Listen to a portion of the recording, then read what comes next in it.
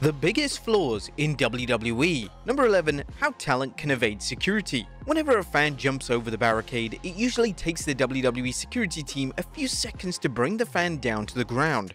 However, when a WWE talent who's not scheduled for the particular match jumps the barricade, the security is nowhere to be seen.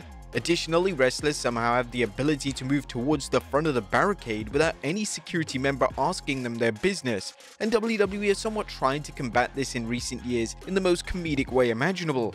Whenever Solo Sikoa has interfered in Roman Reigns' matches, he has sported a standard black hoodie, and that's to avoid detection.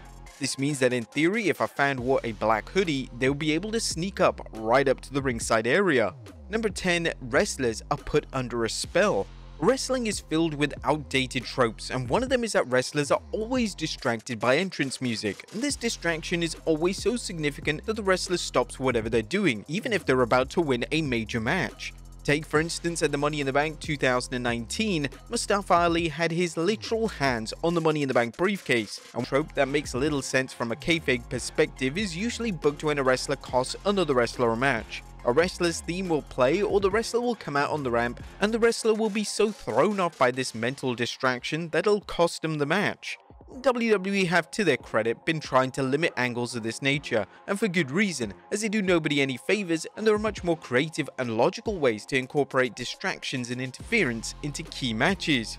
Number 9. The police let WWE wrestlers commit heinous crimes.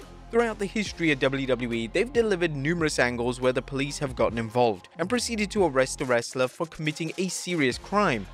However, it's never been made clear as to why the police pick and choose when to intervene in WWE's business.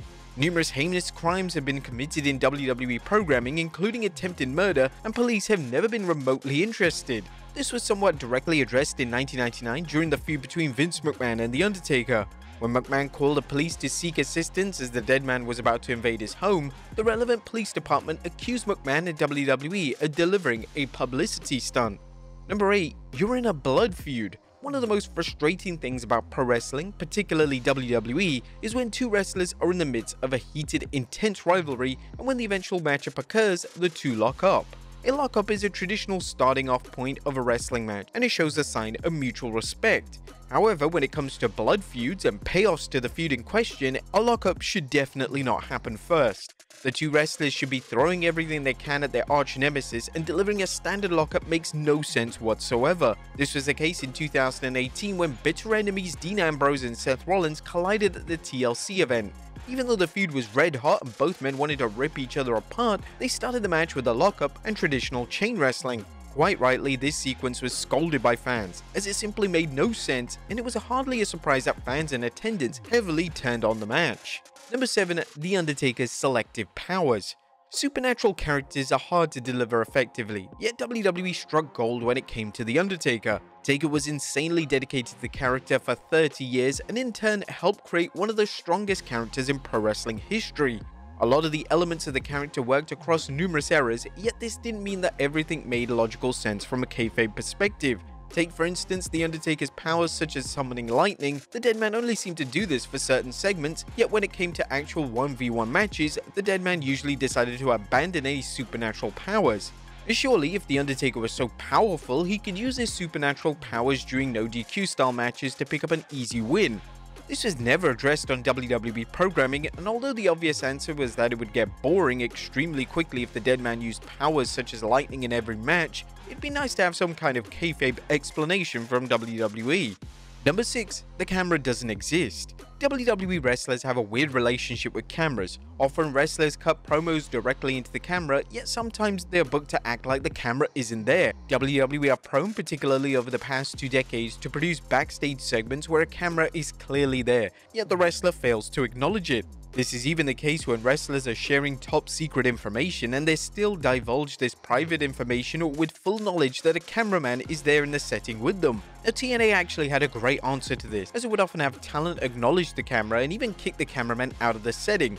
They would even film the segments secretly as if the wrestler had no idea that they were being filmed. This was a great touch, and it's definitely something top wrestling companies such as WWE and AEW should look to use. Number 5. Supposed deaths. Certain WWE matches, such as the Buried Alive match, result in kayfabe passing of a wrestler, yet when the wrestler who was seemingly killed off mysteriously returns, it's never logically explained. It's understandable why WWE don't offer an explanation for any supernatural characters that have quote-unquote died, yet when traditional wrestlers such as AJ Styles get buried alive and then magically come back, a kayfabe explanation is needed. It goes without saying that offering any kind of kayfabe explanation would be a difficult task, as there's no way of explaining it without sounding completely ridiculous, so WWE have likely always believed that it's in their best interest to outright ignore the kayfabe plot hole. Number 4. Banned from the arena. Whenever a wrestler is causing mischief, it's commonplace for an authority figure to ban the wrestler from the arena. However, a wrestler always seems to get around this by simply purchasing a ticket and acting like a fan in attendance. This makes no sense from a kayfabe perspective, because if the wrestler in question is outright banned from the arena, this surely means that they aren't permitted to purchase a ticket. This has been a loophole that has been exploited for years, and WWE have never had a logical answer as to why they allowed their wrestlers to get away with it. Number 3. The announce table. The announce table is one of the most commonly used weapons in pro wrestling. Wrestlers have a habit of putting their opponent through the announce table, and the spot always receives a thunderous ovation from the audience. For the spot to work and for the table to break cleanly, the wrestler will always clear the table completely so no objects are present. This is obviously for safety concerns, yet if the wrestler was trying to inflict as much damage as possible on their opponent, then surely it would be more fitting to keep the objects such as laptops, pens, and monitors on the table. Number 2. Contract signings.